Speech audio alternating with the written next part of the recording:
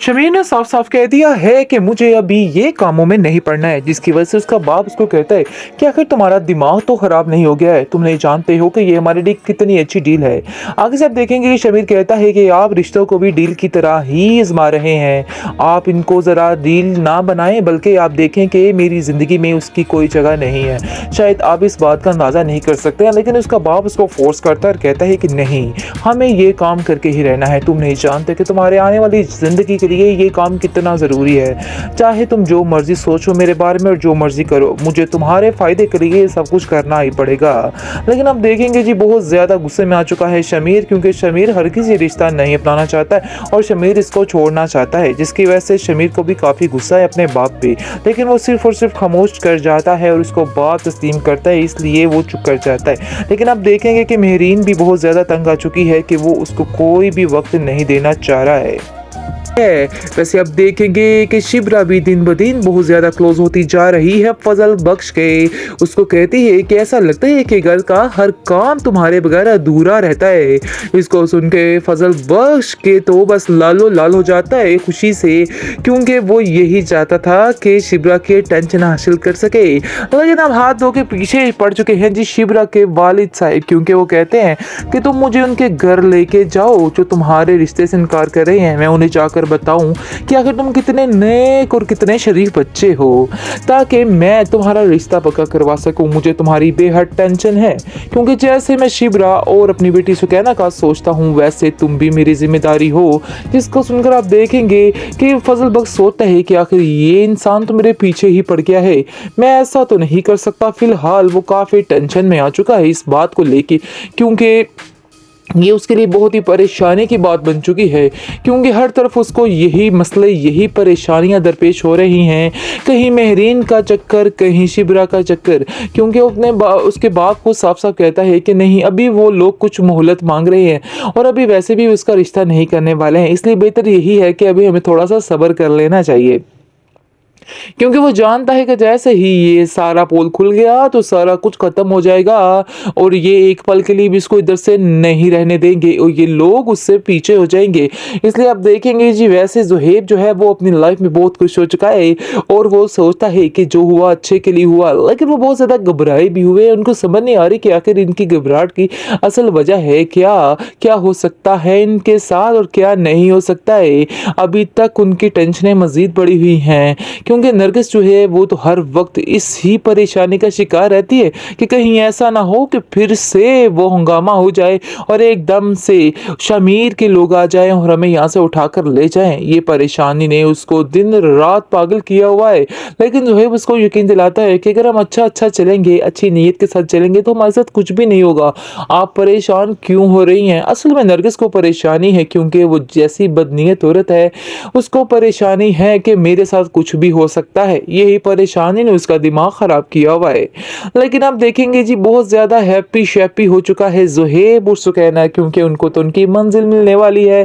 खैर सुकैना भी बेहद खुश है और उसको समझ नहीं आ रही है कि वो इस बात का शुक्रिया अदा कैसे करे, लेकिन वो दिल ही दिल में फैसला कर लेती है कि वो इस बात को होटल कर देगी और शिब्रा के दिल में जरूर फजल बख्श की मोहब्बत डाल देगी, बल्कि शमीर की हकीकत खुलने पर भी शिब्रा को उसे ही सिलेक्ट करना चाहिए।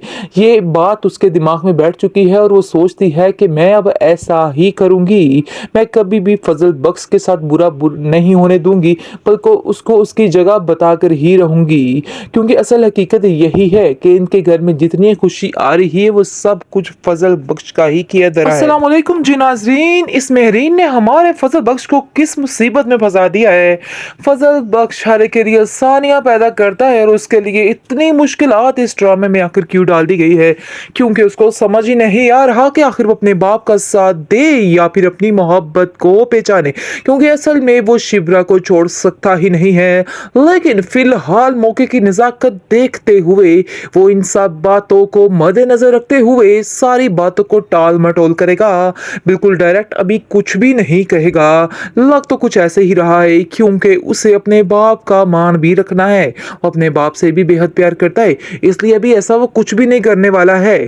खैर आप देखेंगे कि मेहरीन जो है उसको शक हो रहा है कि कोई ना कोई तो दाल में कुछ काला ज़रूर है, क्योंकि ये लड़का ऐसे मेरे साथ रहने वाला नहीं है और ना ही उसने कभी ऐसा महसूस किया है कि उससे प्यार करता है, और हकीकत भी कुछ इसी तरह से है।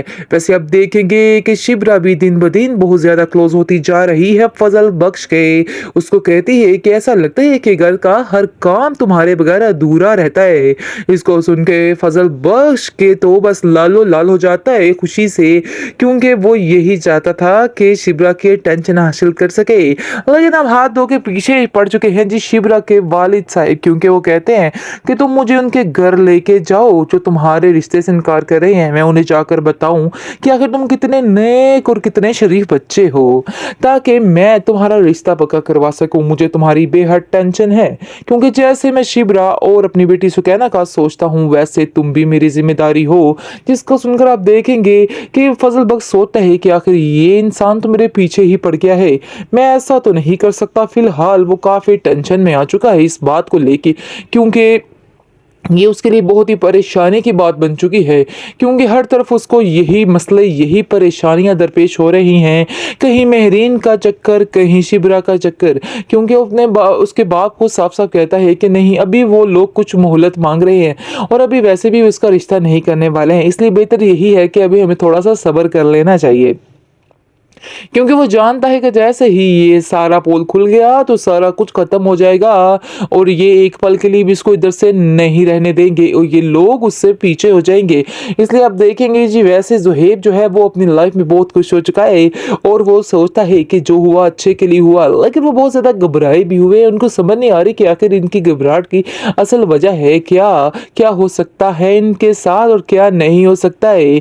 अभी तक उनकी टेंशनें मज़ीद बढ़ी हुई हैं, क्योंकि नरगिस जो है वो तो हर वक्त इस ही परेशानी का शिकार रहती है कि कहीं ऐसा ना हो कि फिर से वो हंगामा हो जाए और एकदम से शमीर के लोग आ जाएं और हमें यहाँ से उठाकर ले जाएं। ये परेशानी ने उसको दिन रात पागल किया हुआ है, लेकिन जो है उसको यकीन दिलाता है कि अगर हम अच्छा चलेंगे, अच्छी नीयत के साथ चलेंगे तो हमारे साथ कुछ भी नहीं होगा। आप परेशान क्यों हो रही हैं? असल में नरगिस को परेशानी है, क्योंकि वो जैसी बदनीयत औरत है उसको परेशानी है कि मेरे साथ कुछ भी हो सकता है। यही परेशानी ने उसका दिमाग खराब किया हुआ है। लेकिन आप देखेंगे जी, बहुत ज्यादा हैप्पी शैप्पी हो चुका है ज़ुहैब और सुकैना, क्योंकि उनको तो उनकी मंजिल मिलने वाली है।